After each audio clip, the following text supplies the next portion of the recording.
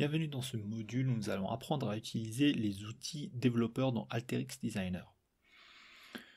Nous avons une problématique simple, donc à partir du fichier indiqué dans l'input text, créer un fichier de taux de change avec deux onglets, var output, en utilisant les outils développeurs. Effectuer un contrôle sur le nombre de colonnes comparé à la liste de colonnes du texte input. Donc là, dans le texte input, on a une liste de colonnes avec laquelle il faut faire une comparaison.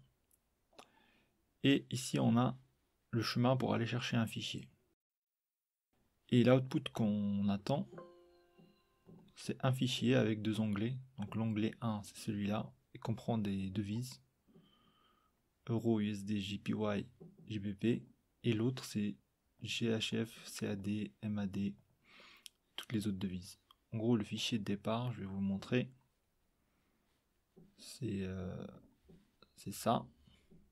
C'est un fichier de taux de change face à l'euro, vis-à-vis de l'euro. Et en gros, on veut diviser entre devises principales, on va dire, donc Euro, USD, JPY, GBP, et un autre onglet, CHF. Et bien sûr, en nettoyant un peu tout ça, parce qu'on a une ligne de trop, et ainsi de suite. Donc, on va faire tout ça avec les outils développeurs. On va commencer un nouveau workflow. Donc, on commence par copier la liste des colonnes qu'on a besoin. Et le chemin où se trouve notre fichier.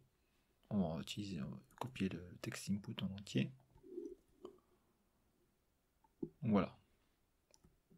On va copier carrément le conteneur, comme ça on aura quelque chose de plus propre. Voilà. Donc là, d'abord, on va commencer par importer les données. On va utiliser, donc dans l'onglet développeur, on va aller chercher les outils développeurs, ici. Donc c'est tout un tas d'outils très dynamiques qui nous permet d'avoir des workflows vraiment dynamiques qui s'adaptent à nos données ou qui peuvent faire des actions en fonction de certaines formules. La première chose à faire, c'est de faire un input, donc c'est entrée dynamique, ici, donc c'est input, dynamic input en anglais. On le connecte à un chemin.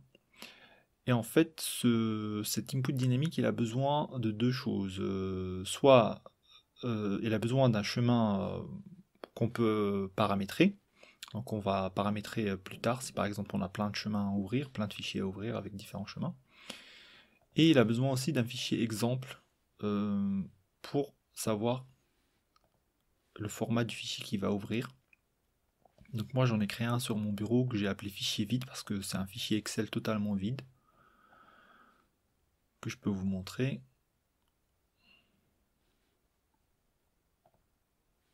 Voilà, c'est un fichier Excel vide. Donc en gros on lui donne ça comme exemple parce que je veux ouvrir un fichier Excel et le nom des colonnes n'est pas important. Voilà, et je veux aller chercher dans chemin qui est ici le nom du fichier. Donc on a le fichier en entier jusqu'à l'extension xlsx, change.xlsx. Je veux ouvrir ce fichier, donc là je lui dis, je vais aller ouvrir le fichier qui est dans le chemin indiqué. Et là je lui dis, je veux modifier le chemin du fichier complet. C'est pas seulement le nom du fichier que je change. Si par exemple ici dans l'exemple que vous donnez, c'est le bon fichier, et vous voulez changer juste le fichier, bah, il faut choisir une autre option. Donc là, moi, je veux carrément changer le chemin. Regardons si on arrive à importer le fichier. Ça a l'air de marcher. C'est bon, on a notre fichier de devises. Là, on a toutes nos devises, donc à partir de euro, USD, ainsi de suite, mélangées avec les autres. On a un peu de déchets aussi, on a des colonnes en trop. Voilà. Donc là, déjà, la première problématique à régler, c'est les headers, donc le titre des colonnes. F1, F2, c'est pas bon. Il faut qu'on utilise currency, euro, USD, ainsi de suite pour qu'on comprenne de quoi il s'agit. Et pour ça, il y a un outil dynamique qui permet de faire le renommage des colonnes dynamiquement. Ça s'appelle attribution dynamique d'un nouveau nom. Donc il offre plusieurs options. Donc nous ici on va utiliser, on va déjà sélectionner toutes les colonnes, on veut traiter toutes les colonnes et on veut lui faire un changement de nom par récupérer le nom du champ depuis la première ligne des données. Normalement c'est ça, on va ouvrir pour voir, première ligne des données, c'est ça. En gros, qu'est-ce qu'il va faire le dynamic rename? Il va prendre la première ligne de nos données et il va utiliser ça comme header. Et après, les données vont suivre directement par la suite. On va tester ça. Voilà, on se retrouve avec un fichier plus propre, donc avec les headers qu'il faut. Le dynamic rename offre d'autres options, donc vous pouvez utiliser une formule par exemple. Et comme vous l'aurez remarqué, dynamic rename, il a un autre input ici, le write, et on peut utiliser ça pour renommer les champs. Je peux vous montrer maintenant d'ailleurs avec ça, je pense. Voilà, on peut utiliser ces colonnes, celui-là, comme nom de champ, en pluguant ça ici, et en changeant l'option de renommage, je vais dire récupérer les noms de champs dans les métadonnées, récupérer les noms de champs dans les lignes d'entrée qui est à droite. Attendez, on va voir si c'est bien ce qu'il y a écrit. Voilà, d'entrée de droite. Donc là, on fait ça. Donc là, on se retrouve avec quelque chose d'un peu différent parce qu'on a renommé, mais on a gardé quand même la ligne d'en dessous. Donc ça marche, mais c'est pas ce qu'il nous faut nous. Donc c'est pour ça que j'ai fait directement utiliser la première ligne comme option de renommage. Récupérer les noms de champs depuis la première ligne de données. Voilà. Voilà, ça offre plusieurs options. Vous pouvez utiliser une formule et ainsi de suite. Vous pouvez voir ces différentes options dans cet outil, qui est très utile. Ensuite, donc là, on a ce qu'il faut. Après, on va se débarrasser de ces colonnes qui servent à rien. C'est des vides. Ils ont quelque chose en commun, ça s'appelle toutes field. Pour ça, on va utiliser un outil qui s'appelle Dynamic Select. Qui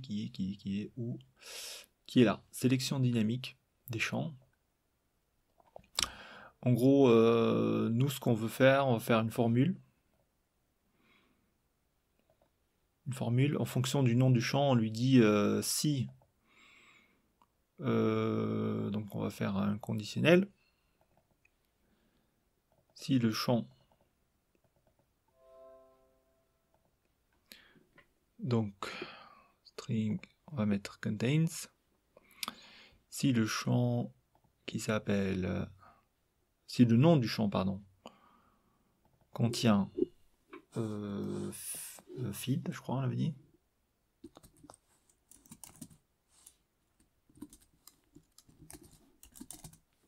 Regardons juste. C'est ça. Field. Donc si le nom du champ contient field, on la zappe. Non, pardon, pas besoin de faire le if là. On lui dit simplement on veut laisser passer ce qui ne contient pas le nom field. Voilà. Donc même pas une conditionnelle, c'est vraiment tout ce qui contient pas field en zap. Tout ce qui contient field en zap. Donc voilà, là on s'est débarrassé de nos colonnes. En gros ici, avant de poursuivre, on a quasiment notre fichier. En fait, il suffit juste de le diviser en deux parties. On va faire notre test parce qu'il nous demande de tester est-ce qu'on a le même nombre de colonnes entre ici et là. Donc là, il y a 12 colonnes et nous, on a 12 colonnes également. Donc c'est bon, mais on va quand même faire le test parce que la prochaine fois, peut-être les différents chemins qu'on va indiquer, les fichiers qu'on va avoir, peut-être qu'ils seront différents. Et pour faire ça, on a besoin d'un outil qui s'appelle test, c'est ça. C'est pas contrôle, c'est test. Et pour arriver à faire ce test, il faut injecter la liste. Ça c'est l'input numéro 1. Ça c'est la liste de référence. Et nous aussi on a besoin d'une liste de champs. Et pour récupérer une liste de champs, on utilise aussi un outil développeur qu'on appelle field info en anglais. Qui s'appelle en français, je sais plus. On va le chercher. Information du champ. Donc on va utiliser celui-là, il va nous récupérer les noms de tous les champs.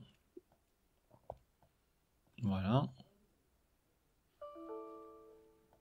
Pour l'instant, on a une erreur sur test, mais c'est normal. Donc voilà, là, on récupère le nom, et ainsi de suite.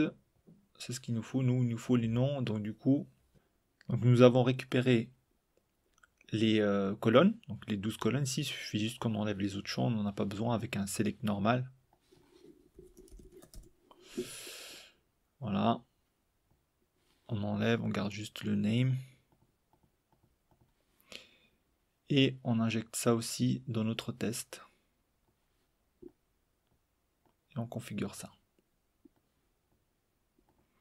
Configurons le test, donc ajouter un test. Test B colonne. Voilà, donc connexion. Donc connexion d'entrée, c'est le 1. Le nombre d'enregistrements correspond à une valeur spécifique. Le nombre d'enregistrements correspond à un nombre d'enregistrements d'une autre entrée. Donc là, en inverse, du coup, c'est entrée 2. Doit correspondre à l'entrée 1. Donc voilà ce qu'on doit faire comme test. Regardons.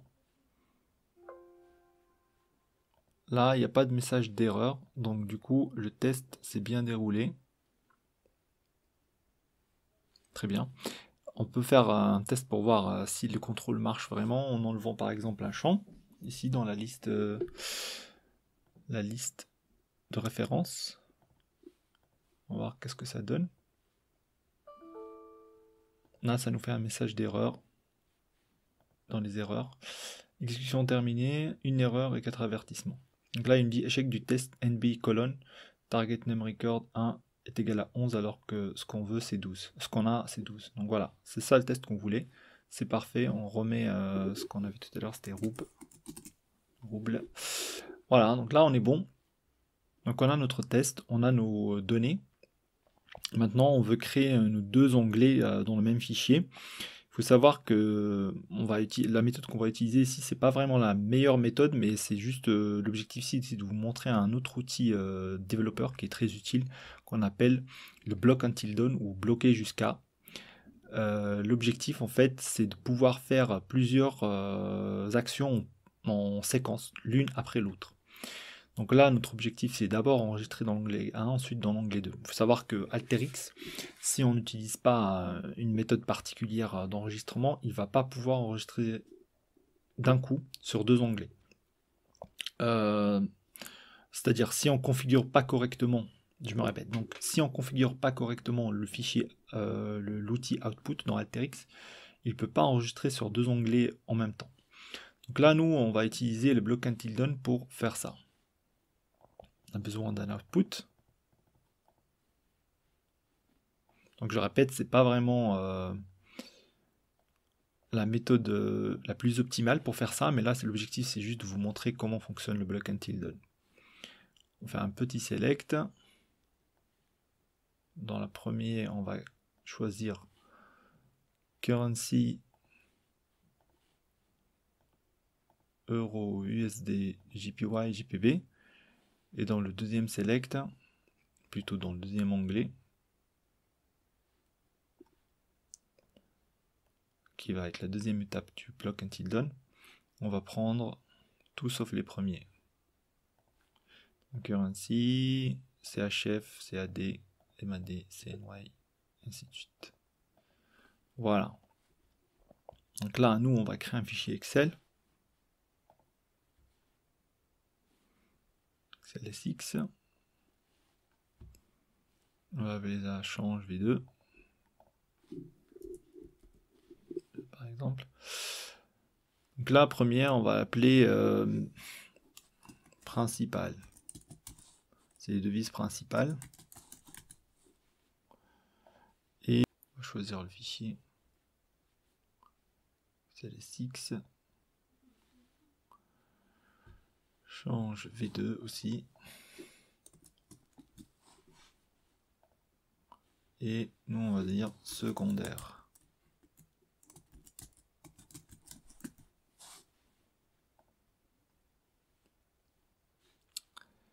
Voilà. Donc là, on devrait être bon. On va lancer ça pour voir. Ça a bien fonctionné. Donc là, on a change V2. C'est le même fichier, on clique dessus pour voir qu'est-ce que ça donne.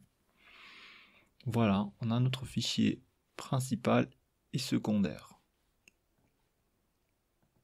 Nickel, c'est exactement ce qu'on voulait. Juste pour, on va dire, compléter ça et vous montrer pourquoi le block until done est nécessaire. Ici, si on veut utiliser une méthode simple d'enregistrement, je vais le faire sans block until done. Ok. En spécifiant